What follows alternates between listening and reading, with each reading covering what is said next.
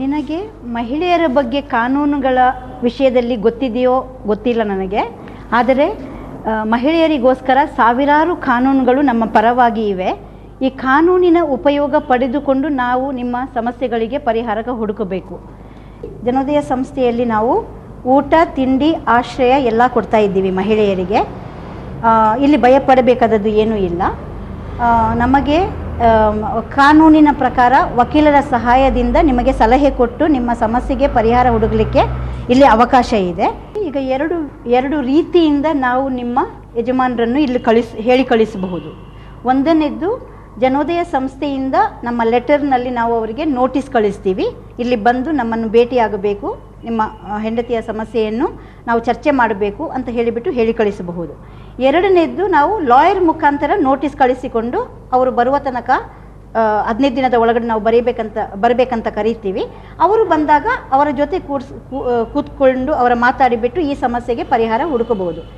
ನಿಮಗೆ ಯಾವ ತರಹ ನಿಮ್ಮ ಯಜಮಾನರ ಹತ್ರ ನಾವು ಯಜಮಾನರನ್ನು ಕರೆಯಬೇಕಂತ ಇಷ್ಟ ಇದೆ? ಮೇಡಮ್, ಲಾಯರ್ ಮುಖಾಂತರನೇ ನೋಟಿಸ್ ಕಳಿಸಿ. ನಾಳೆ ನಮ್ಮ ವಕೀಲರು ಬರ್ತಾರೆ, ಅವರ ಮುಖಾಂತರ ನಾವು ಲಾಯರ್ ಮುಖಾಂತರ ನೋಟಿಸ್ ಕಳಿಸ್ತೀವಿ. ನೀವು ನಿಮ್ಮ ಕಂಪ್ಲೇಂಟನ್ನು ಬರವಣಿಗೆಯಲ್ಲಿ ಕೊಡ್ತೀರಾ? ಬರವಣಿಗೆಯಲ್ಲಿ ಕೊಟ್ಟರೆ ನಮಗೆ ಅದು ಅಧಿಕಾರ ನಮಗೆ ಸಿಗುತ್ತೆ. ಸೊ ನೀವು ಒಂದು ಬರವಣಿಗೆಯಲ್ಲಿ ಕಂಪ್ಲೇಂಟನ್ನು ಕೊಡಿ. ನಾನು ಪೇಪರ್ ಕೊಡ್ತೀನಿ, ತಗೊಳ್ಳಿ.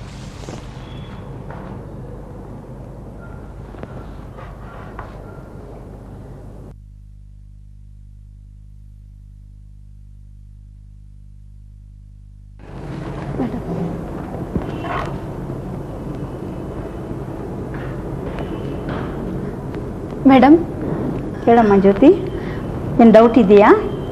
ಅಲ್ಲ ಮೇಡಮ್. ಹೇಳಮ್ಮ, ಧೈರ್ಯವಾಗಿ ಹೇಳಮ್ಮ. ಅಲ್ಲ ಮೇಡಮ್, ದೇವ್ರ ಹಾಗೆ ಬಂದು ನನ್ನನ್ನು ಕಾಪಾಡಿದ್ರಲ್ಲ, ನಿಮಗೆ ನಾನು ಇಂಥ ಸಂಕಟದಲ್ಲಿ ಸಿಕ್ಕಾಕೊಂಡಿದ್ದೀನಿ ಅಂತ ಹೇಗೆ ಗೊತ್ತಾಯ್ತು? ಅದಾ, ನಿಮ್ಮ ಮನೆಯ ಪಕ್ಕದಲ್ಲಿ ಒಬ್ಬರು ಸುಜಾತ ಅಂತ ಇದ್ದಾರೆ. ಅವರು ಆವಾಗ ನಿಮ್ಮ ಮನೆಯಲ್ಲಿ ನಡೆಯುವ ರಾದ್ದಾಂತಗಳ ಬಗ್ಗೆ ನಮ್ಮ ಹತ್ರ ಹೇಳುತ್ತಿದ್ದರು. ಕಳೆದ ಸಲ ಅವರು ಈ ವಿಷಯವನ್ನು ನಮಗೆ ತಿಳಿಸಿದಾಗ ನಾವು ಅವರಿಗೆ ನಮ್ಮ ಫೋನ್ ನಂಬರ್ ಮತ್ತು ನಮ್ಮ ವಿಳಾಸವನ್ನು ಕೊಟ್ಟಿದ್ದೆವು. ಇನ್ನೊಂದು ಸಲ ಇಂತಹ ಒಂದು ಘಟನೆ ನಡೆದರೆ ಅಥವಾ ಏನಾದರೂ ತೊಂದರೆ ಆದಲ್ಲಿ ನಮಗೆ ದಯಮಾಡಿ ಫೋನ್ ಮಾಡಿ ತಿಳಿಸಿ ಅಂತ ಹೇಳಿದ್ದೆವು. ಈ ಸಲ ಅವರು ಸರಿಯಾದ ಸಮಯಕ್ಕೆ ನಿಮ್ಮ ಮನೆಯಲ್ಲಿ